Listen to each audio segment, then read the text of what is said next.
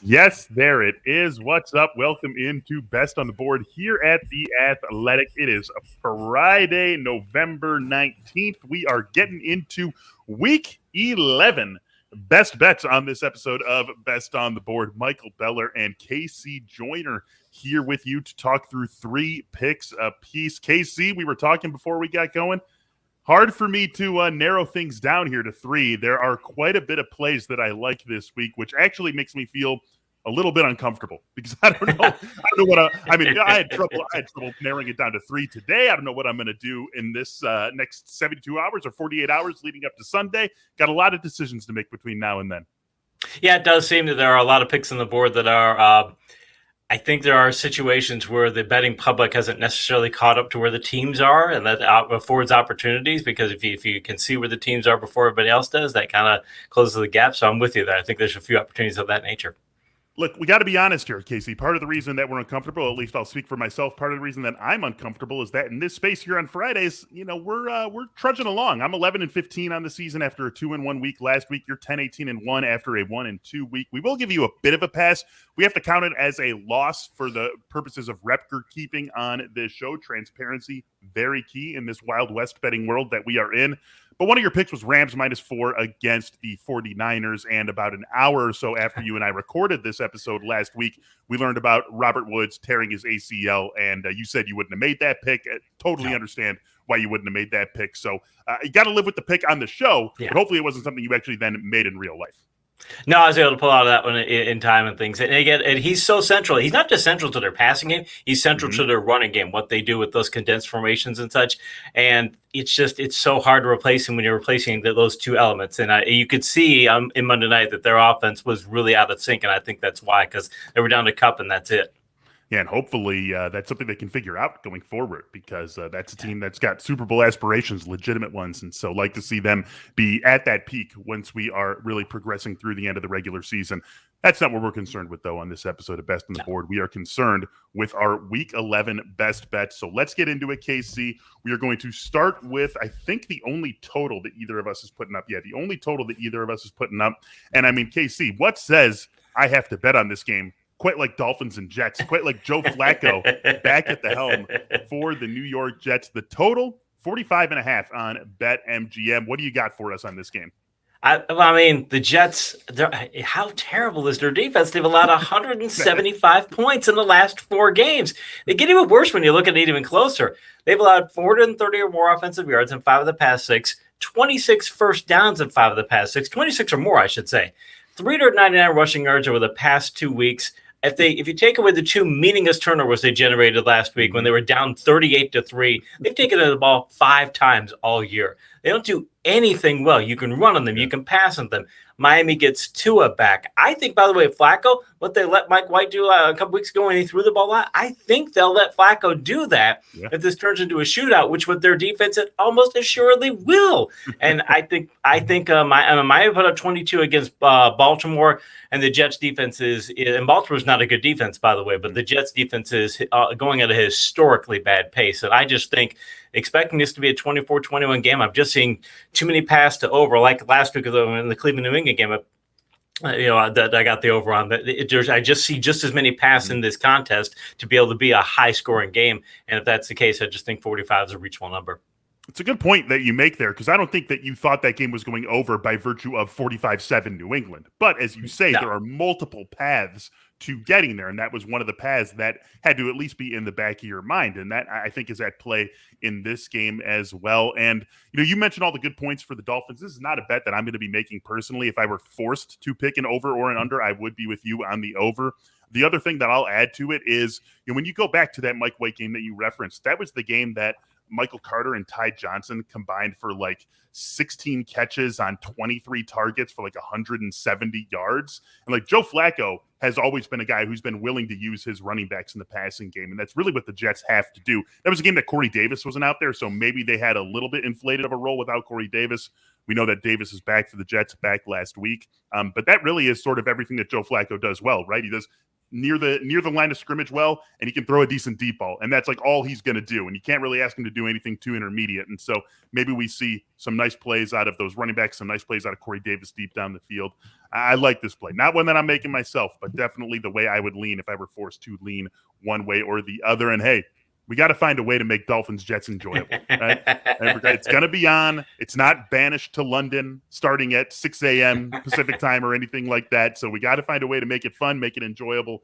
Why not bet the over and shoot for some points in what could be a sneaky, high-scoring game? I'm going to go to one other game for my pick that we don't really need any excuse to make enjoyable, because I do think that Colts and Bills is one of the best games on the Week 11 slate. I like the Colts getting 7 points in this game in Buffalo. And I look at what the Bills have done this season in the 3 games they've lost. They're 5-3-1 against the spread on the year. All 3 of their against the spread losses double as their 3 actual losses. And I look at their loss to the Titans as instructive for this game against the Colts, because what did the Titans do in that game? They rode Derrick Henry. He had 143 yards and 3 touchdowns on 20 carries. He had a 76-yard touchdown run. And then they got a super efficient performance from Ryan Tannehill in the second half of that game when he completed 14 of 17 passes for 8.5 yards per attempt.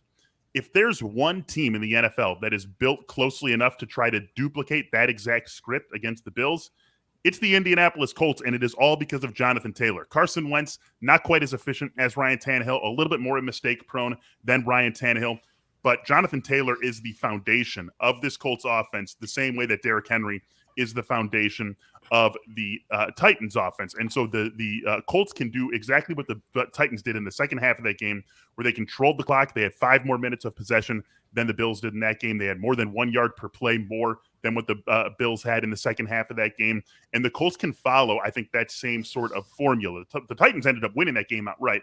I'm not saying the Colts are going to do that to the Bills, but 7 points, a touchdown here. I think if the Colts are able to do what they want to do stylistically, and they've shown us over the last 6 weeks now that they can pretty reliably do what they want to do stylistically, whether they win or lose, they're going to be able to keep this game within a touchdown. Too many points, Bills straight up, but Colts with the 7 is where I'm going on this one. Yeah, I can see that too. I mean, the Colts last week, they scored 23 against Jacksonville. I had them, I had them I had a covering 10.5 last week, and they had it at halftime, and then they took their foot off the gas, which was something they ought not to have done. But before that, they had scored 31 or more points in 4 straight games, and I think they've got the capacity to do it against the Bills. As good as the Bills' defense is, I think they don't handle. If you punch them in the mouth, that's what they don't like. They don't handle it well, and the Titans did that to them. And the Colts, they're not quite as physical as Tennessee, but they're more than physical enough. And Taylor is just he's a phenom. He's the best back in the league with Henry out. And even Henry was out here right now playing, you could say, okay, Taylor's that close. At so least they had can the argument. Yeah, we had the argument. So they're going to be able, I think I said, they'll be able to do good at smash mouth route that Buffalo doesn't like. And I think, to cover by 7, I think it's going to be trouble for Buffalo. I'm with you on both parts on that.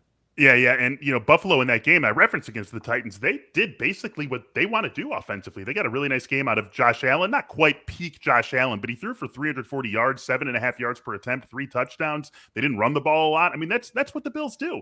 And the Titans were still right there with them. The Bills were only covering, it was a 6-point spread in that game. They were covering for about a 10-minute stretch from late in the third to early in the fourth in that one. So this is, this I feel like is a good spot for the Colts. Don't need to come, all that close to winning outright to be able to cover the 7. And I think that they ultimately do that. And then this is actually a very competitive game, similar to what we saw in the first round of the playoffs last season when these two teams got together, and the Colts gave the Bills a real run for their money before the Bills advanced on to the second round. Next game up on our list here, KC, is actually the first time that we've gone head-to-head on a straight-up pick. We've obviously disagreed with one another. We have leaned against the other person's pick, but we've never had a best bet where one of us is on one side and the other is on the other side. That is exactly what we have in Titans and Texans. Titans 10.5-point favorites in this game at home against Houston. You are on the favorite, Tennessee. I am on the underdog, Houston. I'll let you make your case first. Well, I mean, the loss of Derrick Henry, it's obviously changed the Titans offense. They're not what they were, and you wouldn't expect them to be if you lose arguably the best player in the NFL. They've only posted 135 more rush yards in 2 games since he was gone, but they're still playing the same brand of football, the same style of football. They're still power running an offense. They're still vertical passing off of that. And They posted wins over the Rams and the Saints, consecutive wins. They've got a powerful defense that plays. When we talk about power football, we think so much of, okay, you're going to be down here running on offense and what you do there. But on defense, their front seven is dynamic. Their front seven attacks offenses in very effective ways. And they've allowed 100 or fewer rushing yards in all but 2 games this year. You're not going to win the battle of the ground game against them. And I don't think Houston can't run the ball anyway to begin with. I think they're not going to be able to do it at all. And as much as I'm on Tyrod Taylor's bandwagon, I picked him a few weeks ago thinking he'd come back and turn this offense around. He still looked rusty. They're coming off the bye, so it's possible they'll do better. But I just don't think when you've got an offense that has scored a single-digit point total on 5 occasions, we saw that Taylor's just not a guy who's going to be able to turn that around. Now, I'll say this. We're going to pick it. I think the line still is at -10.5 for Tennessee. I would, if I had the option, I'd buy it down to 10. I'd change my odds a little bit, but I would buy it down to 10 just to make sure I didn't have that half point sitting there as a thorn in the side. I still think that Tennessee is going to be different than in Indianapolis, where Indianapolis didn't keep their foot on the floor, which is odd for them, but they didn't do it. I think they got a little complacent last week after they got ahead. I think Tennessee in this game, when they get ahead of Houston, they're going to keep ahead of Houston, because I think that when I'm going late in the year, I'm looking at 2 things. I'm looking at if you play power football and if you and your injuries are 2 things I'm basically looking for. And I think Tennessee's going to play power football, and they're going to do it the whole game through, because that's just the way Vrabel goes. So I think that they keep going, and they're going to do like the Colts did last week against the Jags, except for they're going to keep it up for 4 quarters. And I think they win by 2 touchdowns. Well argued, KC. Well argued indeed, but wrong. I'm sorry, my friend. It's just wrong. I think this is too many points for a Titans team that has looked very different without Derrick Henry. I agree with you. No shame in looking very different without Derrick Henry. Any team would look very different if they lost the engine of their offense. That's just how it is. And we got to give them credit where credit is due. 2-0 since losing Derrick Henry, with a win over the Rams and then a win over a potentially playoff team in the New Orleans Saints. Like, that is very impressive. You got to hand it to Mike Vrabel. You got to hand it to the guys who are still left healthy in Tennessee. They've done really, really well and set themselves up to be the number 1 seed in the AFC. That is absolutely true, and you got to hand it to them. But they have looked a lot different, and this is a huge number to lay on a team that what they've done over these 2 wins, KC, I'm not sure is something that is predictive of what they can continue to do. What is predictive of what they will continue to do is the fact that they have averaged 229 total yards in the 2 games that they have played without Derrick Henry. 229. If that were their full season number, that would be 50 yards behind the worst team in the NFL, which is the Houston Texans. Their yards per play over those 2 games down at 4.02. That would also be last in the NFL, 0.7 yards behind the 32nd ranked Chicago Bears. This offense, KC, frankly, has been bad since losing Derrick Henry, and this is a big, big number, regardless of opponent, when this team is still figuring out what they're going to be without Derrick Henry. That win against the Rams, yeah, a great win on paper. You can't take it away from them. But they get a really bad decision, a boneheaded play from Matthew Stafford on an interception that sets them up with 1st and goal from the 2. The Rams' very next play from scrimmage is a pick 6. You have to give the Titans credit for creating those plays. They got the pressure on Matthew Stafford, but he could have just held it, eaten it, had a punt, and then they're taking over at midfield rather than on the 2-yard line. The pick 6, good disguise in the defense from the Titans, but that's not something that you can say, oh, they were able to disguise the defense, fool Matthew Stafford. They're going to do that to Tyrod Taylor and get a pick 6 out of that as well. Those are just not bankable plays from week to week. And the way that they have scored over these last 2 weeks without Derrick Henry just doesn't feel to me as something that they can count on repeating week in and week out. You couple that with a spread that basically treats this as though the Titans are at full strength. It's too much for me, KC. I like the Texans in this one. I'm with you that the Titans are not playing anywhere near as well on offense. I just haven't seen anything from Houston's offense to make me think. I could see Houston easily putting up single-digit point total again, and if they do that, then I say, okay, can Houston get to? If you're talking that the Tennessee scores 6 points, 9 points. Okay, can I get Tennessee to 20? I'm like, yeah, I think I could do that. That's where I'm at. But if Houston plays, my concern about this pick, if I have one concern about this pick, is if Tyrod Taylor plays like he did in weeks 1 and 2, when he was in the first 6 weeks of the year, he played really well when he was. If that guy shows up, yeah, okay, then I don't think this game's going to go as expected. And they're coming out of a bye week for Houston, so that it's possible that they do it. 2 more weeks removed from his injury. That first game back, you and I both liked the Texans in that spot. It didn't work out for us. There was some clear rust there. Now he's 2 weeks beyond that, coming out of the bye. Woo, KC. If he plays to that level, but they can't run the ball, they are going to be a one-dimensional team. They can't run the ball, and he was very pick-prone against when he came back against the Dolphins. I keep seeing. I want to see Houston's offense get back to where it was before, and I just don't think they'll get. This is not a game I think that they'll get there. You can give them a different contest. Hey, when they play, I think the week after this they play the Jets, and if you give them that defense, I just don't think they're going to do it against the Tennessee defense, because Tennessee defense is that dynamic, and I could see them getting a pick six in this game too. And if they do, again, it makes it a lot more difficult for Houston to cover. So either way, I'm just happy that we finally got a head-to-head pick in on this show. We're not trying to not do it. We don't want to necessarily agree with each other on everything, but we're also not going to force it to happen. So here we are, week 11, our first head-to-head pick of the season. Of course, all of these spreads coming to you from BetMGM, the presenting sponsor of Best on the Board. Right now, you can go over to BetMGM, bet $10 to win $200, plus get a free 1-year subscription to The Athletic if you just go to betmgm.com/TABest. Go ahead, get in on it now. Take advantage of this offer from the king of sportsbooks. Again, it's bet 10 to win 200. Any bet, whatever it is, you bet 10, you win 200, and you get that free year-long subscription to The Athletic. Just go to betmgm.com/TABest to take advantage of the offer. It's a new customer offer for BetMGM customers. Terms and conditions apply. All right, KC, one more pick a piece. Let's get through these ones relatively quickly here. Sure. You are going to a road favorite, a big road favorite, 49ers coming off that win against the Rams, 6.5-point faves in Jacksonville. Let's hear the rationale on this one. Rationale is that, 49ers got back to playing the type of football that got into the Super Bowl a couple years ago, and they leaned on a power rushing attack. They crushed the Rams. I think also San Francisco, you hate seeing injuries to a team, but look at what they've got. They've got Kittle. They've got Kittle now playing like Kittle. They've got Wilson just in case Eli Mitchell can't play. Wilson's a very good back if you put him in there for a short period of time. I'm looking at their offense going, okay, we already know they've got Debo both in the backfield and catching, in his regular spot. He can again, if you play the outside zone with Debo, oh my gosh, you're good. Brandon Ayuk is playing at a tremendous level. If you got those people, if you got all 5 of those people, if you get Mitchell playing as well, you've got 5 impactful players on that offense. And you've got Garoppolo playing better, so I like that. Jacksonville isn't anywhere near as bad as people generally thought. And mind you, when they beat Buffalo, it's a trap game for Buffalo. I think San Francisco is not set up for a trap game right now. They're 3-1 on the road this year, so I think they're a good road team. I think they're go into this contest realizing they need to win.